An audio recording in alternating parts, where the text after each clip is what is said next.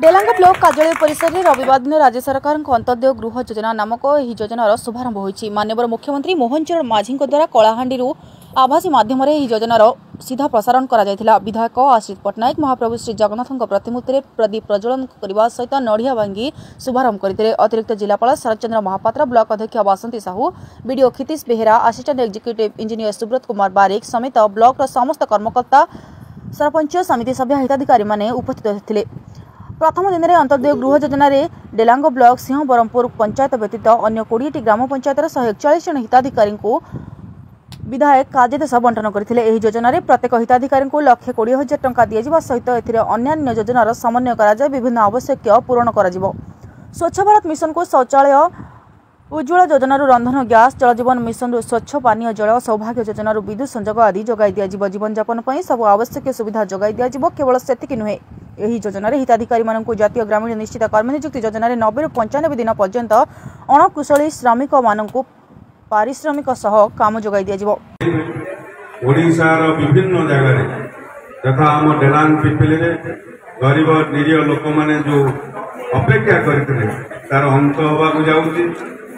आज ये कार्यक्रम रे डेलांग ब्लॉक रे होतिबा अंत्योदय गृह योजना कार्यक्रम रे मो सांगरे मंच रे उपस्थित थिबा डेलांग पंचायत समिति अध्यक्ष श्रीमती बासंती साहू महोदय, मंच रे उपस्थित अछंती पुरी अतिरिक्त जिलापाल श्रीयुक्त महापात्र महोदय एवं आम सहित उपस्थित अछंती ए मंडल उन्नयन अधिकारी क्षितिश बेहेरा महोदय एवं ए ब्लॉक समस्त कर्मचारी, समस्त ऑफिसर, असिस्टेंट इंजीनियर एवं ए डेलांग पंचायत समिति अधीन थिबा समस्त निर्वाचित प्रतिनिधि, सरपंच, समिति सभ्य एवं आज कार्यक्रम रे जो बेनिफिशियरी मैंने आसती, जो मैंने अंत्योदय गृह योजना योग्य हिताधिकारी अछंती एवं आज ये कार्यक्रम रे उपस्थित थिबा मोर मीडिया बंधुगण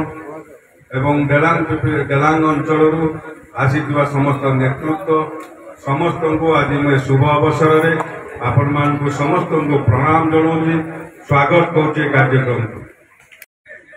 अशेष धन्यवाद, अशेष धन्यवाद। अतिथि मान को अनुरोध करुची बसी निज निज स्थान रे।